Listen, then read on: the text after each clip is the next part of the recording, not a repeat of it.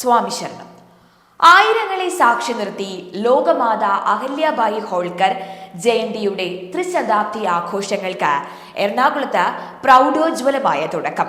ധർമ്മ സംരക്ഷണത്തിനായി ചെറുപ്രായത്തിൽ തന്നെ ജീവിതം മാറ്റിവെച്ച ധീരവനിതയായിരുന്നു അഹല്യാബായി ഹോൾക്കർ. സ്ത്രീകൾ ഇന്ന് അനുഭവിക്കുന്ന എല്ലാ ആനുകൂല്യങ്ങളിലും അവരുടെ കയ്യൊപ്പ് പതിഞ്ഞിട്ടുണ്ട്.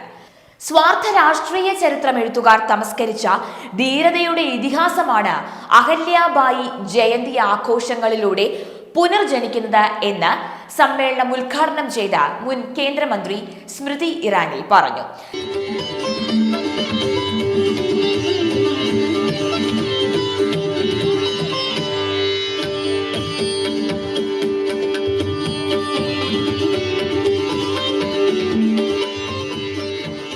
Today, as I stand before you and pay homage to the life, the work, the legend of Ahilyabai Holkar, I am but reminded that just yesterday when I discussed her in the nation's capital, we called her Punya Shloka, one who is sacred and divine. And when you speak about her divinity, her sacrifice, her contribution to Sanatan Dharma, we often speak about the over 1,000 temples she restored across the nation.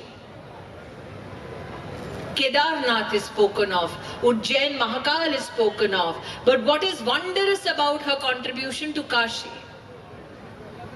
സനാതനധർമ്മത്തിനായി ജീവിതം സമർപ്പിച്ച പ്രതിഭകളെ ചരിത്രത്താളുകളിൽ നിന്ന് ബോധപൂർവം മായ്ക്കാനാണ് ചിലർ ശ്രമിച്ചത്.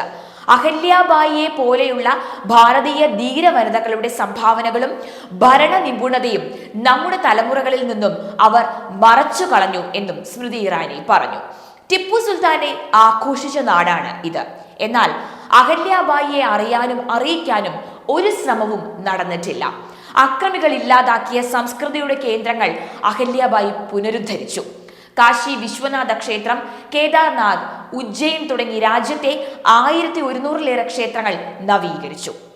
ടിപ്പു സുൽത്താന്റെ ജീവചരിത്രം വരെ പാഠ്യപദ്ധതിയിൽ ഉൾപ്പെടുത്തി കുട്ടികളെ പഠിപ്പിക്കുമ്പോൾ 300 വർഷം മുമ്പ് ജനിച്ച് രാജ്യത്തിനു വേണ്ടി പോരാടിയ അഹല്യാബായി ഹോൾക്കറിനെ പറ്റി പഠിപ്പിക്കാനോ അവർ ആരാണ് എന്ന് പുറം ലോകത്തെ അറിയിക്കുവാനോ ആരും ശ്രമിക്കുന്നില്ല.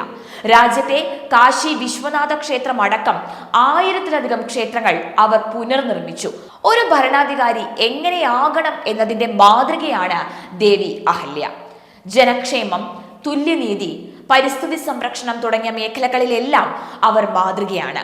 ഞാൻ ഈ രാജ്യത്തിലെ എല്ലാ ജീവജാലങ്ങളുടെയും രാജ്ഞിയാണ് എന്നവർ വിളിച്ചറിയിച്ചു. മികച്ച സൈന്യത്തെ സൃഷ്ടിക്കുകയും നയിക്കുകയും ചെയ്തു. ദേവി അഹല്യയുടെ വിരോചിത ജീവിതം വരും തലമുറകൾക്ക് പ്രചോദനമാണ് എന്നും സ്മൃതി ഇറാനി പറഞ്ഞു. ചിന്മയി മൂല്യ ജോഷി എഴുതിയ Lokmata Ahilyabai Holkar queen of indomitable spirit എന്ന പുസ്തകത്തിന്റെ ലോകമാത അഹല്യാബായി ഹോൾക്കർ കാലത്തിനു മുമ്പേ നടന്ന മഹാറാണി എന്ന പേരിലുള്ള പരിഭാഷയും സ്മൃതി ഇറാനി പ്രകാശനം ചെയ്തു. KV രാജശേഖരനാണ് ഇതിന്റെ പരിഭാഷകൻ. മഹിളാ സമന്വയ വേദി ജില്ലാ അധ്യക്ഷ വന്ദന ബാലകൃഷ്ണൻ ചടങ്ങിന് അധ്യക്ഷത വഹിച്ചു. ഡോക്ടർ ചിത്രതാര കെ, ഡോക്ടർ ആശാലത, ചിന്മയ മിഷനിലെ ബ്രഹ്മചാരിണി ദേവകി ചൈതന്യ, ആഘോഷ സമിതി കാര്യാധ്യക്ഷൻ SJR കുമാർ, രാഷ്ട്ര സേവികാ സമിതി പ്രാന്ത കാര്യവാഹിക അഡ്വക്കേറ്റ് ശ്രീകല KL, കാര്യകാരി സദസ്യ G മഹേശ്വരി, ഭാരതീയ വിചാര കേന്ദ്രം സംസ്ഥാന സമിതി അംഗം KV രാജശേഖരൻ, VHP സംസ്ഥാന ഉപാധ്യക്ഷ പ്രസന്ന ബാഹുലയൻ, RSS ദക്ഷിണ കേരള പ്രാന്ത ബ്രൗദ്ധിക് പ്രമുഖ് P ഉണ്ണികൃഷ്ണൻ തുടങ്ങിയവർ ചടങ്ങിൽ പങ്കെടുത്തു. ആഘോഷങ്ങൾക്ക് മുന്നോടിയായി മറൈൻ ഡ്രൈവിൽ നിന്ന് തുടങ്ങിയ ശോഭയാത്രയിൽ സ്ത്രീകളും കുട്ടികളും അടക്കം ആയിരങ്ങളാണ് അണിനിരുന്നത്. അഹല്യാബായി ഹോൾക്കറുടെ വേഷമണിഞ്ഞ ബാലികമാർ ശോഭയാത്രയ്ക്ക് അഴക് കൂട്ടി.